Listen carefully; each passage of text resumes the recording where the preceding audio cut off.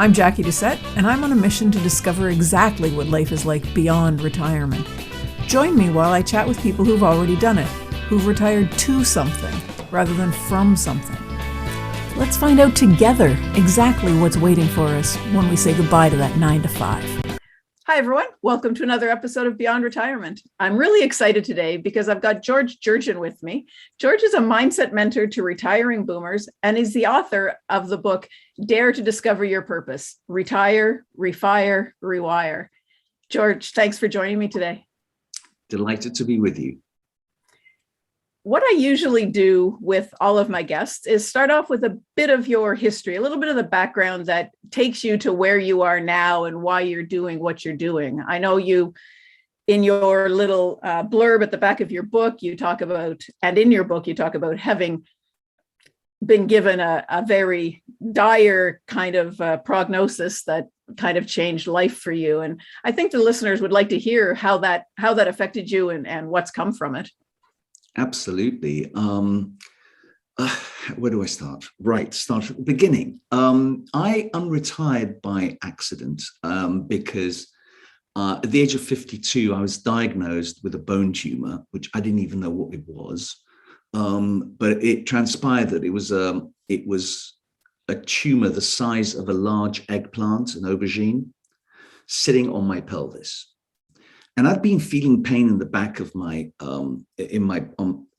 in my back for a long time, and I was going to physio and all sorts of things to try and get it better. And I went to a specialist 3 times, and because they have these insurance-related parameters within which they work, they would only take MRIs or X-rays above my pelvis, not below. And I would say to the consultant, can you please take it below? And the consultant would go, well, I'm not really permitted to do that because the diagnosis is here. And so 3 times, I have to say the worst part of it is that when I was diagnosed with it, the consultant called me and was asking for my forgiveness. And I was going, I said, it's your job. You did what you could do. Can't blame yourself. But anyway, when that diagnosis came up, the oncologist said to me, you have bone tumors are in 98% of cases secondary cancer, which means it's spread around your body. So, and he said, you've probably are looking around 6 months of life. So that was like a huge wake-up call. And I thought, wow. But in the process, it took 3 weeks for them to do all sorts of tests to confirm that this was what he thought it was. Thankfully, after 3 weeks, they were able to say, good news and bad news. The good news is that you belong to the 2% club, which means that I will live. The bad news is that it needs surgery because it's an aggressive tumor. It needs to be removed, and you're looking at 6 months of convalescence, and you're going to have to learn to walk again. So obviously I was relieved because for 3 weeks I had the sword of Damocles above my head. And what was weird was I wasn't afraid of death, which I thought I would be.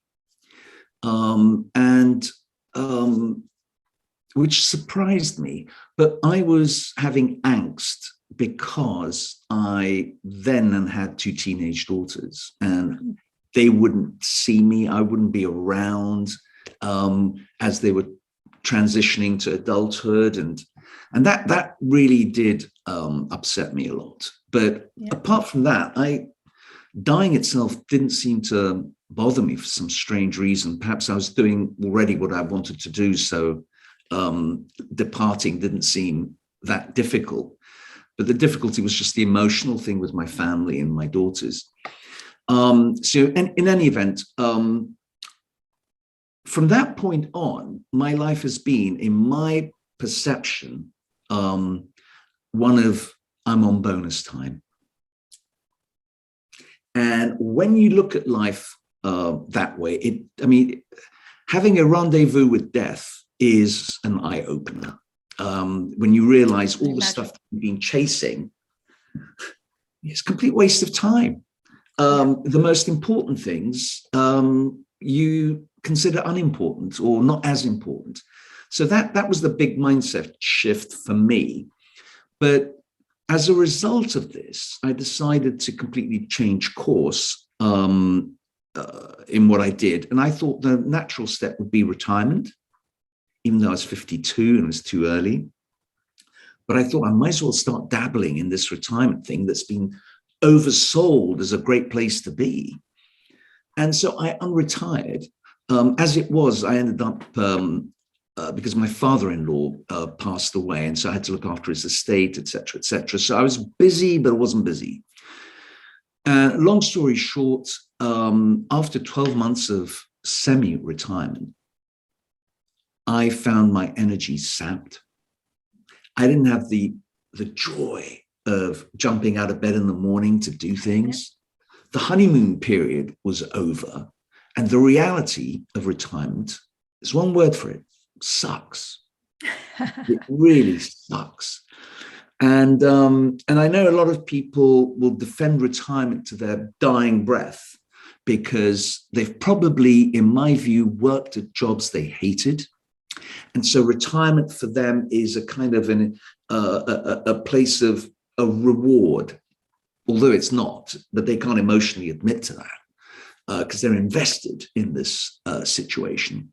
But I was able to take a step back and look at retirement as it was because of my litigation. I'm sorry, I'm kind of going backwards and forwards, interweaving, but because of the litigation I got involved in, which I had to fund and fight. After about 2015, so that was about 8 years later, I was not happy in my semi-retirement. I wasn't happy with any of those things. And the litigation was going on. My energy was being sapped. And I came to the point where I was actually taking naps in the afternoon because my energy was just so low. My wife sent me to the doctor, blood tests, everything else, all came out. My testosterone and my thyroid levels were on the floor. And the doctor said he can't do anything to help me because any medication he gives, if this continues, I'm going to be back in the same place. So he said, you have to change something in your life. What's going on? I told him about the litigation. He said to me, you have to sort it out. I said, I'm dealing with a Chinaman and he doesn't understand win-win. He wins, I lose. And that was not an option for me. Surrender was not an option. So I went on a 30-day silent retreat. And it was an Ignatian silent retreat in the mountains of North Wales. And in that silence, I was seeking to find an alternate route for my life. What did I want to do? I didn't know. I was lost, rudderless. And in that silence, when all the outside noise is taken away, no TV, no emails, no phones, no newspapers, magazines. It's just you and the Bible and a spiritual director, and you're delving in and doing an audit on your own life. And so I had to go back to very early in my youth, childhood. And as I visited each house I had lived in, I looked at all the good things that had happened to me and all the not so good things that had happened to me. And as I'm a writer, I wrote everything down in this two sort of large books. And I wrote in these books my feelings, my thoughts, everything coming out. And as I had lots of time to process this, 2 hours of walking in the Welsh mountainside, clean air, coming back. Sounds beautiful. It is. And I invested the time to do an audit on my life, which is something I recommend my clients to do. You need to go back and look at your life. It's not just a continuum, it's your essence. And in a sense, it's about looking back at all the challenges that you had, all the good things that you had, And in the process of doing this, what I discovered was that all the opportunities that came into my life came in as a result of a preceding crisis. So in essence, I ended up being grateful for each crisis that happened in my life because it opened up to new opportunities. Right. And those opportunities would not have opened up without these crises. So I ended up writing a book on the back of that called Spirit of Gratitude, Crises Are Opportunities. And I chose 12 specific events in that journey. And so to come back to my story, and the link to this is that after that, I decided that the litigation was no longer going to be a priority in my life. It was going to be secondary. I was now going to carve out a new path in this second stage or third stage of my life, as it were. And I wanted something different, something that was close to my heart, my feelings, my values, something that I hadn't done in the first part of my life, where you are chasing awards, accomplishments, recognition, money, achievement, and so on and so forth. Whereas in the second part of life, you almost are shedding that skin, right? You are the caterpillar that's going into a cocoon. And in that cocoon, you're transforming yourself into something new. So that transition or that journey is never easy, but it's essential to discover yourself. Because what you don't want to do is, as part of my studying, I came to learn about this, is find out on your deathbed that, oh my God, I didn't live the life I was supposed to. I lived it, on the basis of what I'd learned from my parents or my spouse, and sometimes even one's children. You're always doing things for other people, which is a wonderful thing, but don't forget yourself. This is your journey. I have this thing about in our Christian background, we have this, love your neighbor. But what people forget is the equation is love your neighbor as yourself. And most of us don't love ourselves. So how can we possibly love our neighbor? So you have to learn to love yourself. Yeah. Or we're loving our neighbor as we love ourselves, which isn't very good either. Exactly. So that equation is completely upended. Yes. But so that journey started me on a new path. And on the back of that, I wanted to learn about changing mindset. So I joined one of your fellow Canadians, Bob Proctor, in Toronto. I went on a 1-week event that he held. And I had read the book that Bob Proctor's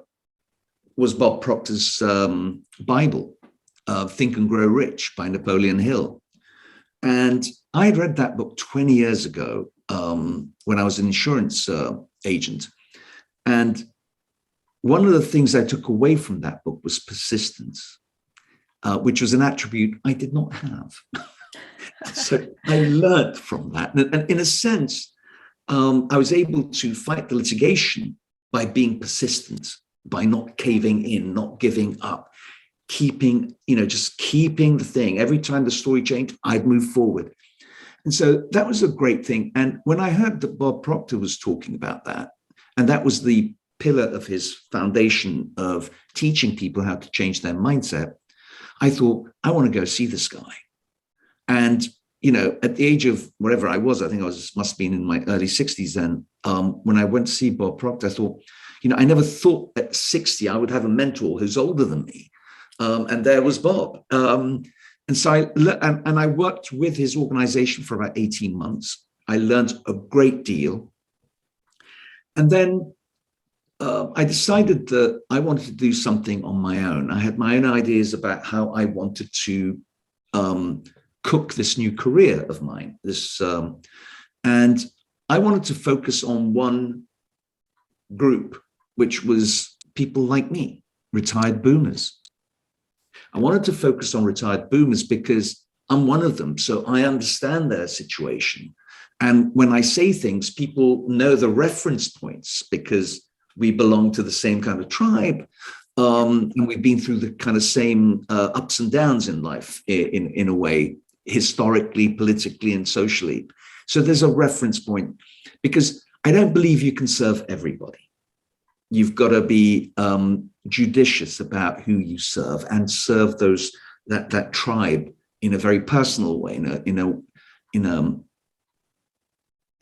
kind of a direct way, I suppose. So that's what I did. I chose, and so just before the pandemic struck,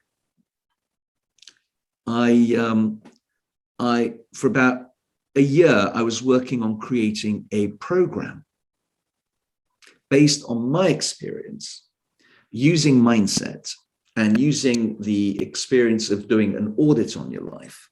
And so I'm not a natural coach or a coach that's been certified by the International Coaching Federation.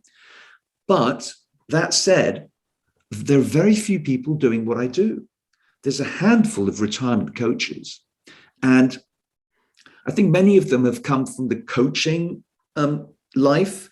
So they move with their clients, as it were. As their clients age, they move with their clients. So theirs is a different kind of journey. And so I come in with a whole new perspective. And so I prepared my program, which was over 8 weeks, but it's once a week for 90 minutes. And then I give them a week between each module, because there are exercises that people need to do, and you need to give it time. Most of us like to do quick things, we live in a sort of in a society where we want things done yesterday, but this is our life. And for many of us boomers, we're likely to live another 25, 30 years. And you have to value yourself. You have to value that the time you spend in putting the foundations for this next chapter of your life is hugely important, and going back and doing an audit on your life is like digging deep. And the deeper the foundation, the higher your sort of calling or vocation will be, because you're digging down. And what better place or person to invest in than in yourself? Is my view. Do you think that someone who has not yet reached the retirement age, you say you're doing retiring boomers because that's who you are, but do you think someone who hasn't quite made it to that point yet would benefit from doing an audit on their life to see where they're going and what they should be focusing on for the next period? Definitely. I mean, to be honest, you can actually go to the age of 35 and say, if somebody has been in work up to the age of 35 and suddenly they've come at a crossroads in life and they don't know what to do, that is a perfect time to do it. And there are many people out there who can help you go through this transition. It's not rocket science, because what you need to do effectively if you're 35 is to go back to, who am I? What do I want to do in my life? What gives me joy? And by going through that process, it's much quicker and easier. And at 35, you're adaptable, you have physical energy, you've got drive. And if you harness it to what you love to do, well, you'll take off very, very quickly. Whereas with individuals who are in their 60s, it's more difficult because, as someone said in a very sort of beautifully described way, our sandbox gets smaller. And we become more fearful of trying new things because, well, we've been hit on the left, we've been hit on the right. We don't want to take risks. And we don't realize actually that the more we stay here in that state, in that mindset, the more difficult it gets as we advance forward. Whereas we need what I like to call a software update. And by having a software update, right, it changes our entire perspective. Suddenly what we thought was a very narrow field expands, and you think, oh, my Lord, my options are bigger than I thought. But to come back to your point, Jackie, if somebody is in their mid-50s and they've either lost their job or they've been laid off or decided to do a mass resignation and leave because they were unhappy where they were, they have no idea what they want to do, but they were not happy where they are. And after 2 years of the pandemic, decide, you know what, I am not going back to that kind of work. They're listening to their bodies. They're listening to their inner voice. And in a sense, the pandemic, the crisis, was an opportunity for all of us to pivot, to change and do something different, something that inspires us. And for these folks who are in their 50s, this is a perfect time to reassess your life, because after all, you've only got one. And also when you reach 50, I think 50 is the kind of age that psychologists will tell you, we suddenly realize we're mortal. And, you know, that changes perspectives. It does indeed. I've gone through your book, and as I was going through it, I had my little yellow highlighter and I was marking things down, because a lot of the things that you said are things that I've said to people and had them kind of, you know, look at me like I've got three heads sort of thing. But the ideas that aren't that out there, I don't think. As you mentioned, you know, the people that stop working, that decide they want to retire, it's because they're not enjoying what they're doing.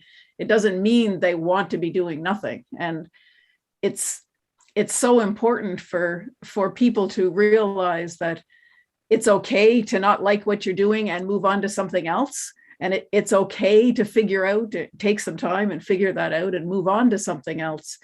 But a lot of people seem to think that, you know, I've been doing this, I got to keep doing it, I got to get to the end, I need to get that, you know, gold watch or whatever it is. And it's really not that important. But one of the things that I highlighted right before I read your book, I read The 100-Year Life by Linda Grattan and Andrew Scott. And I really like the idea of the multi-stage life that they talk about. And I was wondering what your thoughts of that are, of, you know, kind of going back, you don't retire until you're 90 because, you know, you just change and pivot all the way along. Well, I actually think, I agree. I think Professor Linda Grattan and I think Andrew Scott were on the money. They're absolutely right. I think the old traditional, education, work, retirement, you know, that three-stage life is gone.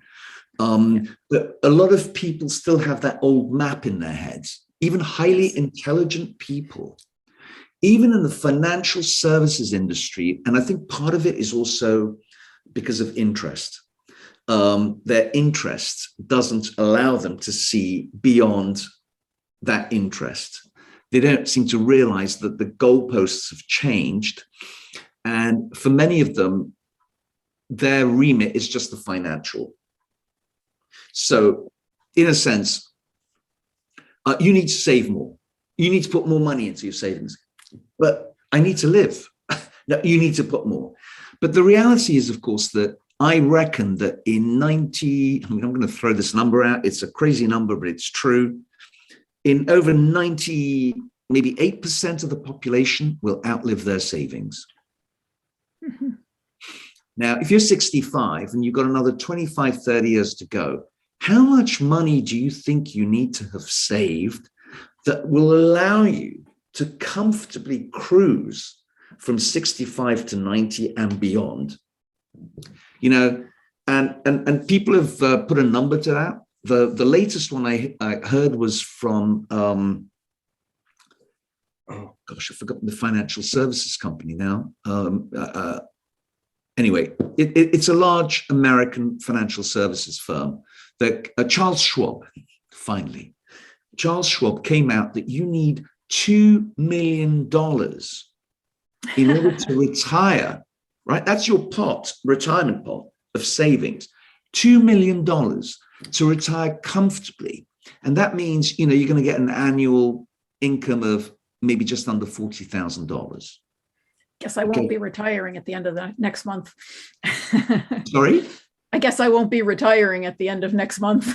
Well, how many people do you think will? That's my point. So that's the first thing. And secondly, even with 40,000, in the inflationary world that is awaiting us, all right, we still haven't met those headwinds yet.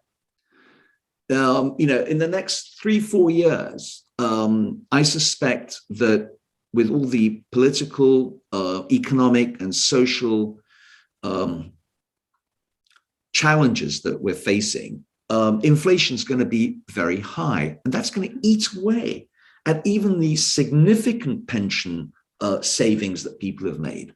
So here's the thing. You need to stay healthy through that period of time. You need to stay engaged. I know from my own research that a significant number of people lose their health when they're retired.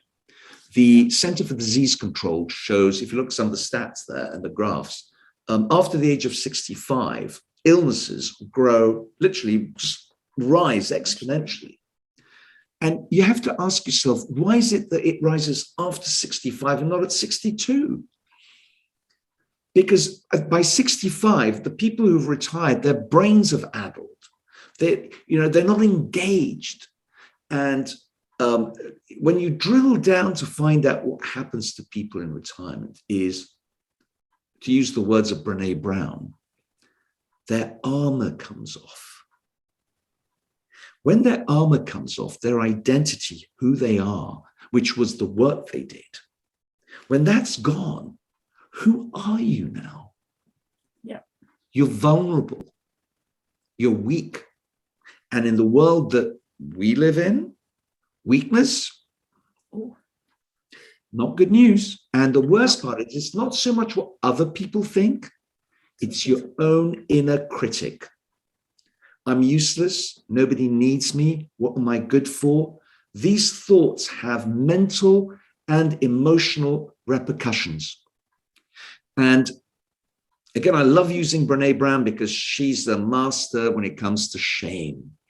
And there is shame in retirement because the shame is that we are no longer participating. We're no longer engaged socially or even internally, mentally not engaged in a work that uplifts us.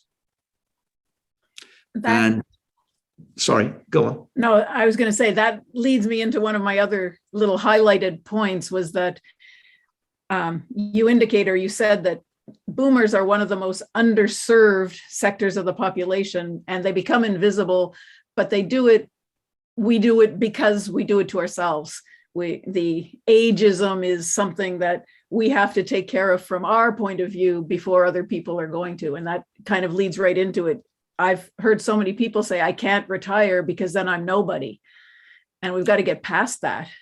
Absolutely. And here's the thing. I mean, that's actually a hugely important aspect that's completely ignored by mainstream media.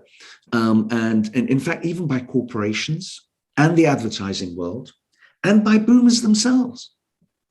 We are the largest, if you like, wave of people that streamed in as baby boomers. We moved economies. We changed the social agenda, the political agenda, the racial agenda, the massive changes that boomers have created by virtue of their size, really, and the times that we lived in. There's this final outpost, this retirement thing, and everybody's come down and just crashed. And, we as boomers, we can't be sort of going, quietly, tiptoeing to a quiet death. We were meant to go out with a bang, the way we came in. And in a sense, this large group of people not only have the financial wherewithal, and I say that because 60 cents, I believe it's 60 cents in each dollar is spent by boomers. And although we may not have as much money as we'd like, to use a kind of a generational thing, the Gen Zers and Gen Xers and the millennials, they're in debt. So we are actually a lot wealthier as a group of people. We've got more power, financial power, yet the advertising world considers us as ghosts. You know, in films, in movies, in television, old people are brushed aside. And the thing is that we can't expect others to respect old age if we don't respect ourselves. That's why I give a talk to the American Society of Aging, and the title of the talk was Ageism is an Inside Job. It's the ageism isn't on the outside. We boomers are the most ageist of all the peoples. And I put my hand up as the first one. Okay. Because I remember as a young man, I used to look at old people and go, ooh, ooh, ooh, the shudder. And we used to joke. We used to call them wrinklies and fossils. And here I am, a wrinkly and a fossil myself today. But guess what? Inside, I am ageless, as are you. We're ageless. And so why do we listen to that inner talk that depreciates us, that deprecates us, that puts us down? And that in itself is what causes us our ailments. Whereas if we had and this doesn't necessarily mean physical, okay? We're talking more about a spiritual power, that internal power of, I am worthy and I am of service to people. I have value. And in its sense, imagine if we were to serve the boomer community. They're the most underserved people on the planet. Granted, of course, that we've done it to ourselves, but we can rise above it and we can change. And I think I see that happening. And I see that as we, over the next few years, as we go through one crisis after another, which will be coming, literally, and I don't mean this as a sort of scaremongering, but the writing is on the wall. You can see it around you. It's not I'm no prophet, but you can see that the old system is crumbling. People are patching it, but it's broken. And the new system hasn't come about yet. And there's convulsions happening. And instead of being afraid, okay, this is us going through transitions, not just personal transitions, but transitions on all levels in our life. Let me give you an example. As in my case, and this is replicated across the planet with people of our age group, our relationships with our spouses and with our children is evolving.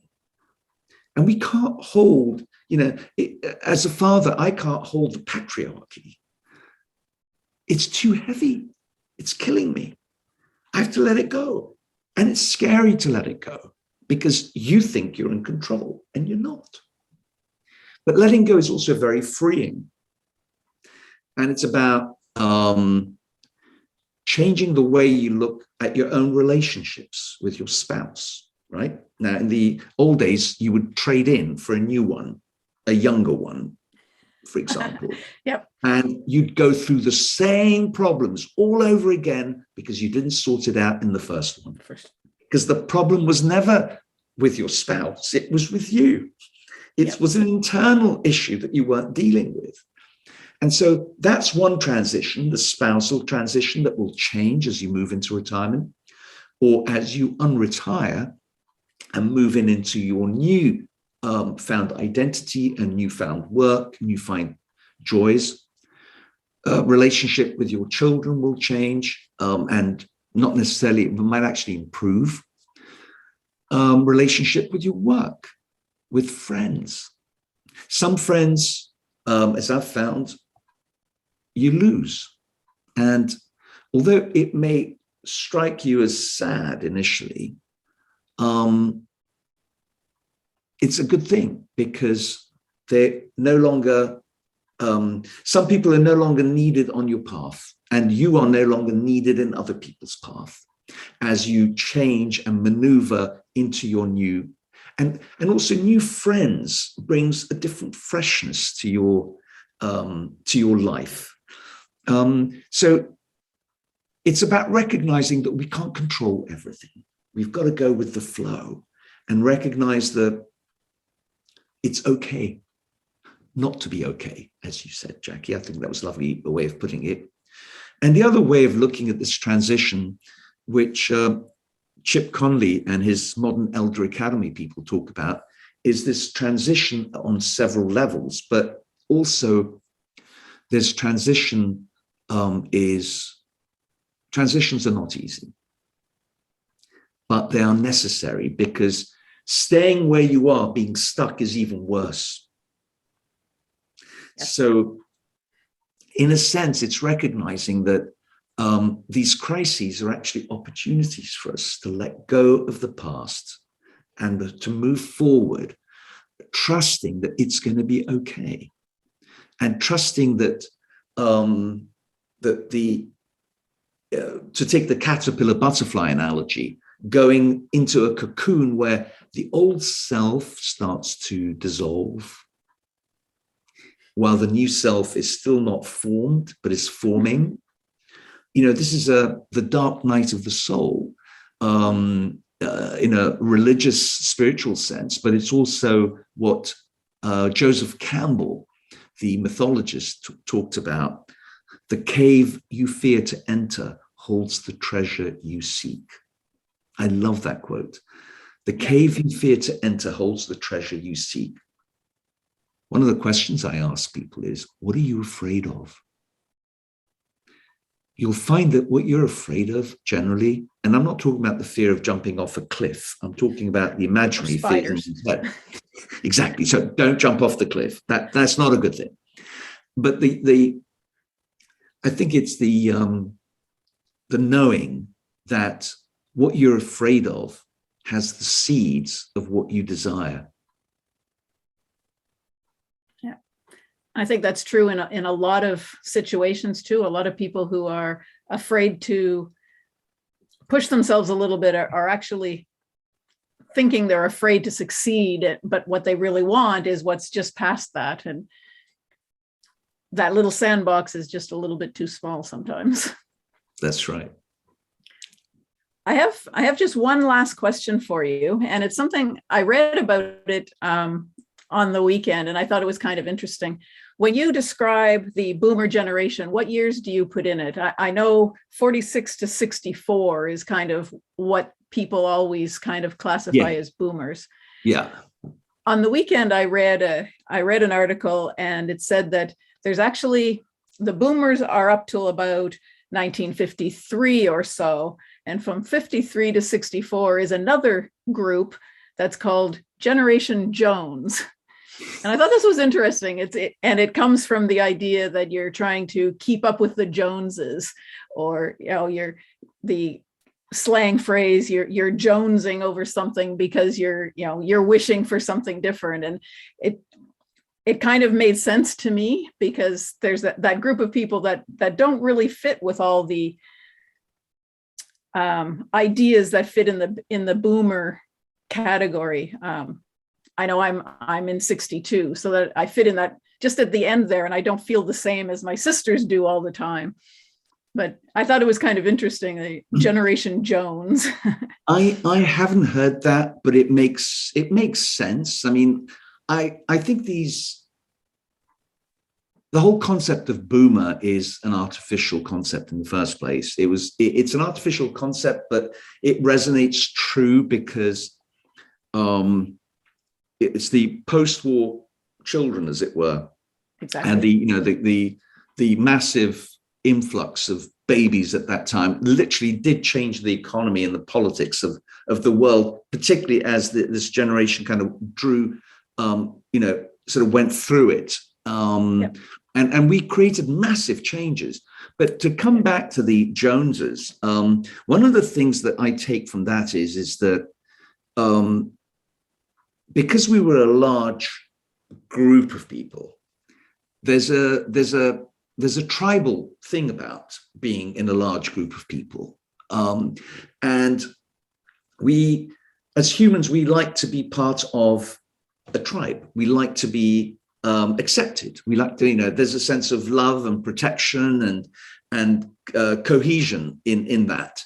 But what that also does is it flips us over to the other side, which is we also want to be very individual. And I suppose the boomers are kind of like the age of Aquarius, individual. And we, as a sort of, as a group, I would say that we've probably been a bit schizophrenic. From one end wanting to be with groups, and if you remember the peace and love and all that stuff back in the 60s, to being very individual and wanting to break out and doing things our way. So there's resonance in the Jones generation, but I think it's an oversimplification because we're a kind of pretty motley crew with and I think those feelings of belonging and being independent is something that each of us have raged against, both sides, throughout our lives. But I'm very excited. I think boomers have a great choice to not just change their lives, but change the lives of the people around them. The minute they recognize that the mindset they currently hold is limiting them. And a lot of the fears that they're experiencing is mindset issues, limiting beliefs, inherited limiting beliefs.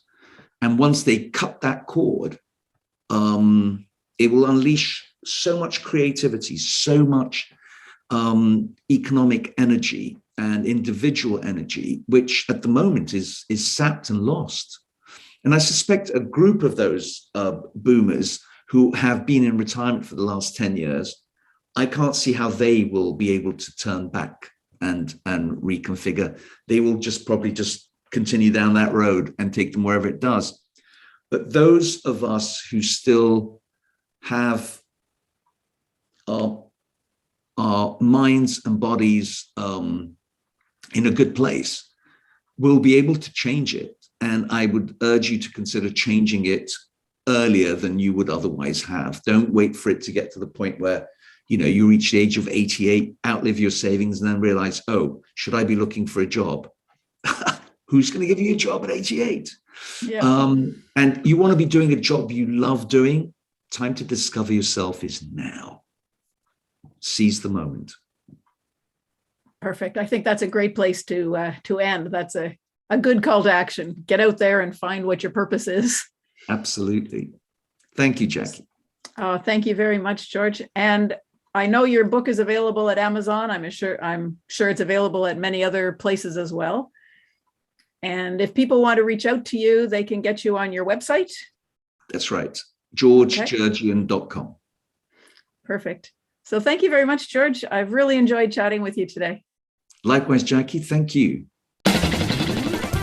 And that's it for this episode of Beyond Retirement. Thank you so much for hanging out with me. I hope you enjoyed it. Are you ready to start rocking your retirement? Head on over to www.beyondretirement.ca/rocking it and sign up to plan out your own roadmap for retirement. Don't wait till it's too late.